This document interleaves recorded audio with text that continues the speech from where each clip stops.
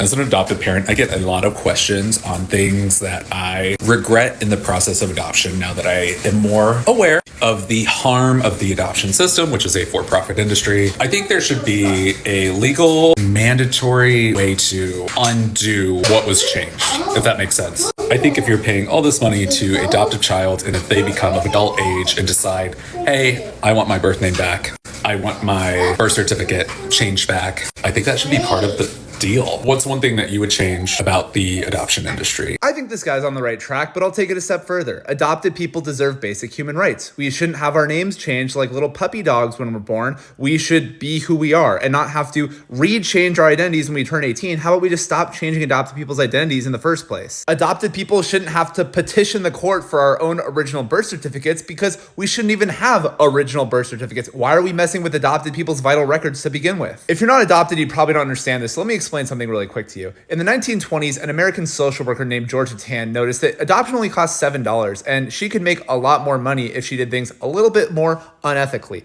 And when I say unethically in quotes, I mean human trafficking. So she started kidnapping children and selling them for thousands of dollars to hopeful adopters, predominantly in New York and California. Families whose children were literally kidnapped from them would eventually look for their kids. So Georgia Tan got out ahead of that by sealing the adopted person's original birth certificate and reissuing a new document that listed the adopters as the children's natural parents on the birth certificate. Sealing birth certificates is still standard practice in American adoptions to this day. So when I say adopted people deserve basic human rights, I mean that adopted people deserve basic human rights. And I'll take it one more step further for engagement's sake. If a human being who is sold in the name of adoption decides that they want to go back to their original family and their original family is willing to take them back, they should have that choice.